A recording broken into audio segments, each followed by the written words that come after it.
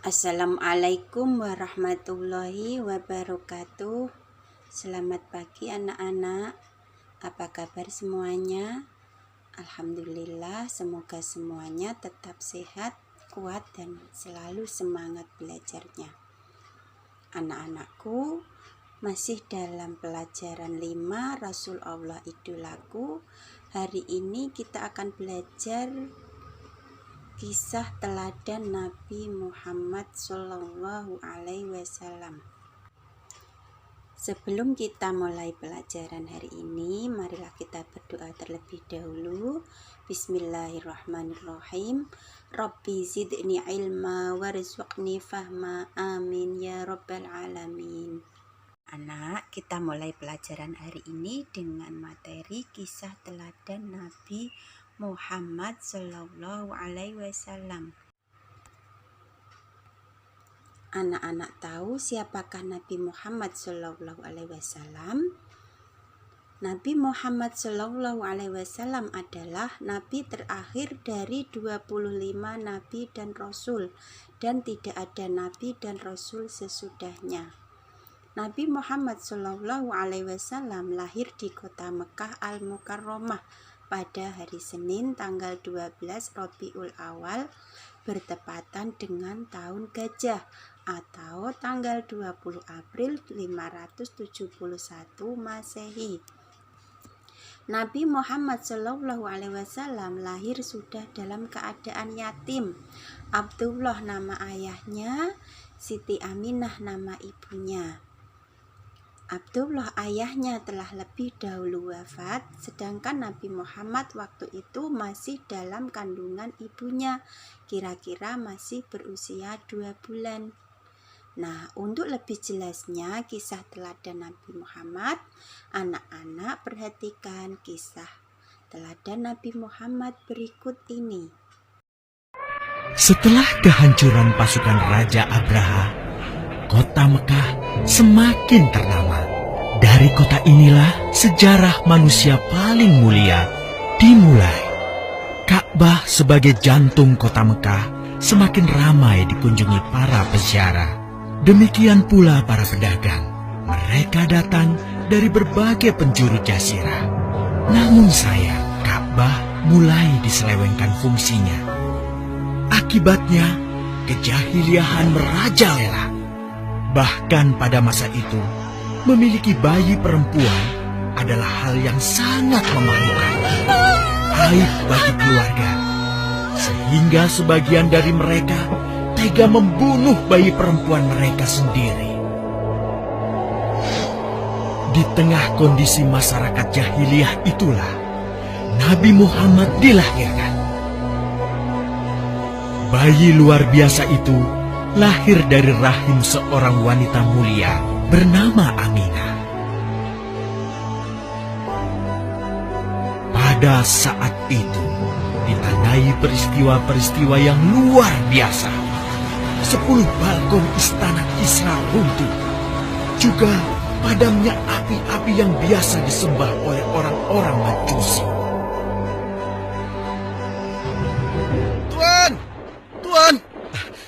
Tuan Abdul Muthalib, ada kabar gembira. Kabar gembira? Kabar gembira? Kabar gembira apa? Tuan, cucu Anda telah lahir. Benarkah? Laki-laki atau perempuan? Laki-laki, Tuan. Subhanallah, Alhamdulillah, Allahu Akbar. Kalau begitu aku ingin segera melihatnya. Mari, Tuan. Setelah mendengar itu, Abdul Muthalib bergegas menuju ke rumah Aminah.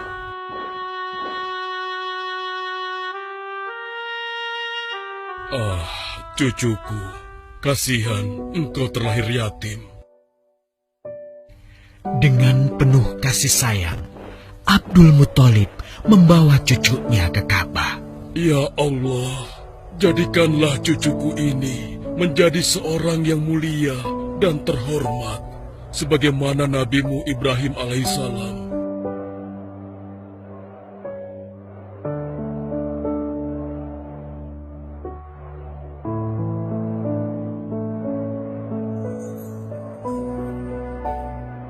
Siapa namanya, Ayah? Muhammad. Muhammad? Iya, aku akan menamainya Muhammad, artinya yang terpuji. Kehadiran Muhammad kecil sungguh memberi kebahagiaan. Tidak hanya bagi keluarga Bani Hashim, bahkan seluruh kabilah suku Quraisy menyambutnya dengan sukacita. Kemudian Abdul Muthalib mencarikan ibu susu bagi Muhammad kecil. Kita sudah berhari-hari mencari anak susuan, yang dari situ kita akan mendapatkan imbalan yang cukup. Namun hingga saat ini, belum juga kita dapatkan. Ya, istriku, aku mengerti. Apa kita terima saja bayi yatim itu? Muhammad maksudmu? Iya, cucu dari Abdul Muthalib. Kasihan dia. Hampir semua teman-teman dari rombongan kita tidak ada yang mau menyusuinya. Karena tidak ada harapan untuk mendapatkan imbalannya dari ayah bayi itu. Betul juga engkau, istriku. Kasihan anak itu. Aku mendukungmu jika engkau susui dia. Mudah-mudahan Allah memberikan keberkahan bagi kita. Halimah segera mendatangi Abdul Muthalib. Dia bersedia untuk menjadi ibu susu dan pengasuh bagi Muhammad kecil. Betapa gembira Abdul Muthalib mendengarnya. Halimah dari Bani Sa'ad itu akhirnya dipercaya Abdul Muthalib untuk mengasuh cucunya 2 tahun lamanya. Ayo istriku, kita berangkat sekarang. Sebentar lagi suamiku. Insya Allah kita berangkat sampai anak ini kenyang. Kalau begitu, aku lanjutkan berkemas-kemas dahulu. Hah? Ada apa suamiku? Lihat, unta dan keledai kita. Mereka demikian sehat, tidak seperti sebelumnya. Subhanallah.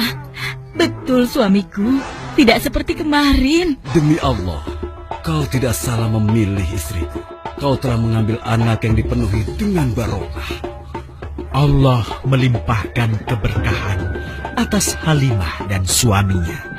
Mereka pulang ke kampung Bani Sa'ad dengan penuh rasa syukur. 2 tahun berlalu sudah. Tugas Halimatus Sa'diyah sesungguhnya telah usai. Saatnya Muhammad kecil harus dikembalikan kepada ibunya. Terima kasih Halimah. Engkau telah merawat anakku dengan baik selama 2 tahun. Tidak ada yang bisa kuberikan, kecuali aku berdoa. Semoga Allah memberkahi engkau dan keluargamu. Amin. Saya juga bersyukur diberikan kepercayaan dan kesempatan merawat anakmu, wahai Ibu Aminah. Namun, begini Bu, mohon maaf. Kalau boleh, izinkan aku merawat Muhammad lebih lama lagi.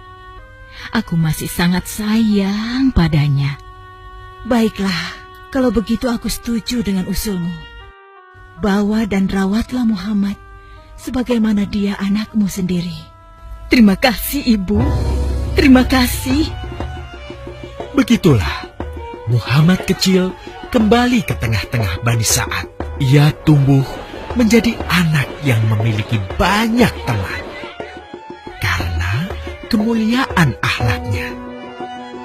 Tatkala berusia sekitar 4 tahun, terjadilah suatu peristiwa. Muhammad? Kenapa Muhammad? Muhammad dibawa orang. Hah? Dibawa orang? Diculik? Coba ceritakan. Ketika kami tengah bermain, tiba-tiba ada orang dewasa datang. Dia langsung membawa pergi Muhammad dan membunuhnya. Hah? Membunuhnya? Ya Allah, di mana? Di mana? Antarkan ibu ke sana. Dengan perasaan cemas, Halimah bergegas menuju tempat itu. Dan dilihatnya, Muhammad kecil tengah terduduk. Muhammad, apa yang terjadi denganmu? Dengan sangat tenang dan jelas, Muhammad kecil menceritakan apa yang telah terjadi. Bahwa seseorang telah membelah dadanya, mengambil hatinya, kemudian mencucinya dan mengembalikannya lagi ke tempatnya semula. Maka sesungguhnya yang datang itu adalah malaikat Jibril. Dia ditugaskan Allah untuk mencuci hati Rasulullah sehingga bersih dari segala kecenderungan setan. Subhanallah, sungguh anak ini bukanlah anak sembarangan. Sebaiknya aku kembalikan saja kepada ibunya. Peristiwa itu membuat Halimah sangat khawatir. Maka bergegaslah Halimah mengembalikan Muhammad kecil kepada ibunya.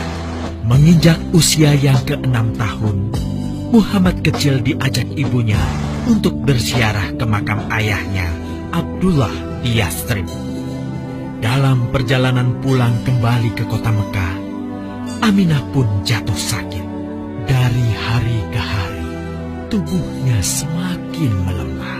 Hingga di sebuah kota bernama Abwa, letaknya antara Mekah dan Yathrib, Aminah meninggal di sana.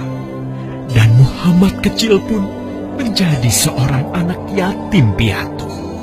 Sejak itulah Muhammad kecil dirawat dengan penuh cinta dan kasih sayang oleh kakeknya, Abdul Muthalib. Muhammad, sudah berhentilah memerah susunya. Insya Allah, sudah cukup untuk persediaan kita hari ini. Beristirahatlah sejenak. Makanlah agar kau tetap sehat.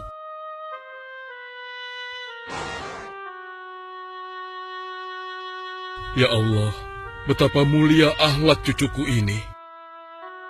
Namun, kasih sayang Abdul Muthalib tidak berlangsung lama. Saat usia Muhammad 8 tahun, Abdul Muthalib, kakeknya yang sangat menyayanginya itu, meninggal dunia.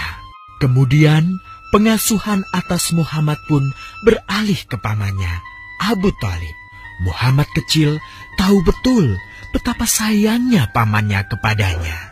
Di mana Muhammad? Ia tengah mengembalakan kambing milik salah seorang penduduk Mekah, suamiku. Sejak kapan dia keluar rumah? Sekitar waktu subuh tadi. Subhanallah, betapa baiknya akhlak keponakanku ini. Ya Allah, maafkan ketidakmampuanku mencukupi kebutuhan keponakanku. Sayangi dan berkahilah dia. Jadikanlah dia orang yang mulia di antara manusia. Hingga saat usia Muhammad menginjak 12 tahun, pamannya Abu Thalib mengajaknya berdagang ke Syam. Sampailah mereka di satu daerah bernama Busra. Saat mereka beristirahat, datanglah seorang pendeta menghampiri. Wahai saudaraku, selamat datang di Busra. Tampaknya kalian bukan orang sini. Dari manakah kalian berasal? Terima kasih saudaraku. Kami datang dari Mekah. Lalu, siapakah gerangan anak ini? Ini adalah keponakanku. Muhammad namanya. Apakah engkau bertanggung jawab atasnya, Tuan? Ya, Kemana ayahnya? ayahnya sudah meninggal sejak ia masih dalam kandungan. Oh, apakah kini dia yatim piatu? Benar, Aku sungguh beruntung bertemu dengannya. beruntung. Beruntung apa? Sungguh, keponakanmu ini adalah orang yang sangat istimewa. Oh ya? Ya, dia adalah seorang nabi, Hmm? seorang utusan Allah. Bagaimana kau tahu hal itu? Aku tahu karena aku seorang pendeta. Dan berita kedatangan dia sebagai seorang utusan Allah sudah disampaikan di dalam Injil. Bahkan aku pun bisa mengetahuinya dari cincin kenabian yang berada di bagian bawah tulang rawan bahunya yang menyerupai buah apel sebagai tanda kenabiannya. Begitulah pendeta bernama Bahira menyampaikan kepada Abu Thalib perihal kenabian Muhammad. Ia berpesan agar menjaga baik-baik keponakannya itu, karena Muhammad kelak di suatu saat nanti akan menghadapi banyak gangguan dan rintangan. Istriku, Muhammad sudah berusia 25 tahun. Aku pikir sudah saatnya dia untuk menikah. Betul, suamiku. Namun, dengan siapakah dia akan kita jodohkan? Kemarin Khadijah mengirimkan utusannya dan menyatakan keinginan Khadijah untuk menjadikan Muhammad sebagai suaminya. Hah? Khadijah? Khadijah yang mulia itu? Betul, istriku. Khadijah yang selama ini mempercayakan barang perniagaannya kepada Muhammad. Kenapa dia memilih Muhammad? Ya, Khadijah mengagumi kejujuran dan kebaikan akhlak Muhammad. Menurutmu sendiri bagaimana? Aku pikir Khadijah adalah wanita terbaik bagi Muhammad. Kita akan melamarnya. Tepat di usia 25 tahun, Nabi Muhammad menikahi Khadijah yang berusia 40 tahun. Dari pernikahan itu, mereka dikaruniai Allah 6 orang anak. 2 laki-laki adalah Al-Qasim dan Abdullah. Sedangkan putrinya adalah Zainab, Ruqayyah, Ummu Kulsum, dan Fatimah.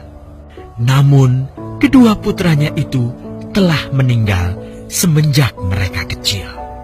Suatu ketika, terjadilah banjir besar di kota Mekah. Kabilah-kabilah di kota Mekah pun bergotong royong membangun kembali Ka'bah. Setelah pembangunannya selesai, terjadilah perselisihan antara pemuka kabilah tentang siapakah yang paling pantas meletakkan Hajar Aswad di Ka'bah. Abu Thalib, apa yang harus kita lakukan?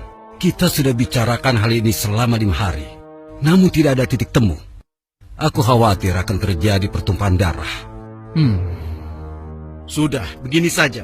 Kita sepakati bahwa masalah ini kita serahkan kepada takdir terbaik. Lihat, pintu masuk Ka'bah itu. Siapapun yang pertama kali akan melewati pintu itu, dan siapapun dia, kita tidak boleh menolaknya. Setuju? Aku juga setuju. Baiklah, aku setuju. Aku juga setuju. Baiklah, kita perhatikan bersama. Tidak lama setelah kesepakatan itu, atas izin Allah, Nabi Muhammad menjadi orang pertama yang memasuki pintu menuju Ka'bah. Alhamdulillah, segala puji bagi Allah. Ternyata Muhammad, dan memang dia adalah orang yang tidak pernah kita temui ada celah. Betul? Betul. Ya, Betul. Nabi Muhammad pun menerima kepercayaan itu. Dengan kebijaksanaannya, Nabi Muhammad meminta sehelai kain, lalu meletakkan Hajar Aswad di atasnya. Nabi Muhammad mempersilahkan seluruh pemuka kabilah untuk memegang ujung-ujungnya dan mengangkatnya secara bersama-sama. Setelah sampai pada sudut Ka'bah, giliran Nabi Muhammad meletakkan Hajar Aswad di tempatnya semula. Terhindarlah perpecahan di kota Mekah. Meskipun demikian, kegelisahan masih terus menggelayuti hati Nabi Muhammad. Kejahiliahan ada di mana-mana. Kezaliman dan kemaksiatan terus berlangsung. Ia tak habis pikir. Nabi Muhammad mulai merenung dan menyendiri untuk menghindar dari perilaku jahiliyah. Nabi Muhammad memilih tempat di sebuah goa di atas bukit sekitar Mekah. Goa Hiro. Dari mulut goa itulah Nabi Muhammad bisa memandangi kota Mekah yang dicintainya dengan pandangan yang lebih luas. Hingga suatu ketika, sesuatu yang tidak pernah terbayangkan sebelumnya terjadi. Tiba-tiba, goa itu menjadi terang benderang. Kemanapun arah mata melihat, di sanalah cahaya itu ada. Itulah malaikat Jibril. Jibril berkata, "Bacalah." Dengan gemetar, Nabi Muhammad berkata, "Aku tidak bisa membaca."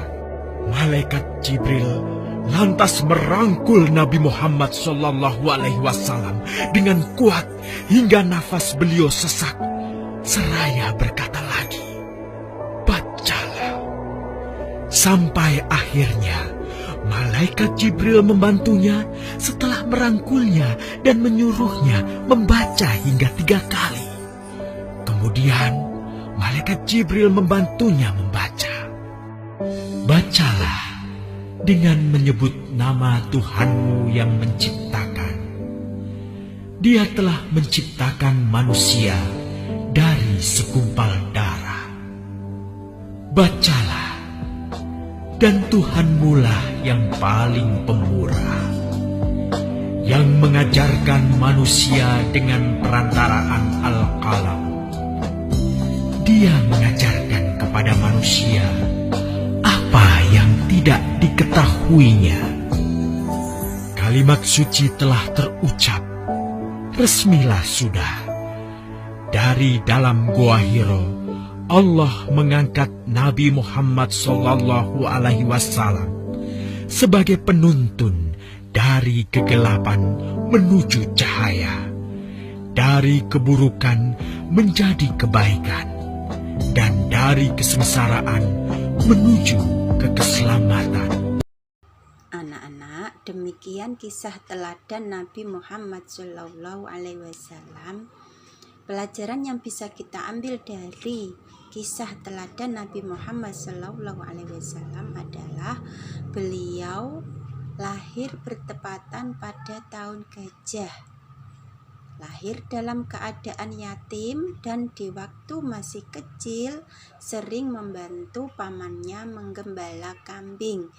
Beliau pada usia muda rajin bekerja dan tangguh.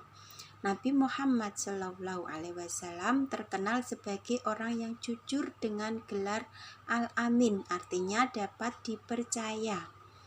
Nabi Muhammad SAW pada usia 40 tahun diangkat menjadi Rasul. Nabi Muhammad menerima wahyu Al-Quran di Gua Hiro dengan perantara malaikat Jibril. Cinta dan sayang kepada anak yatim, dan beliau adalah Khotamul Anbiya, penutup para nabi, yaitu Rasul terakhir dari 25 nabi. Selain itu, beliau juga uswatun hasanah, suri tauladan yang baik bagi umat manusia. Anak-anak bisa meneladani sifat Nabi Muhammad. Dari kecil anak-anak bisa hidup mandiri, rajin bekerja dan tangguh, serta menjadi orang yang jujur.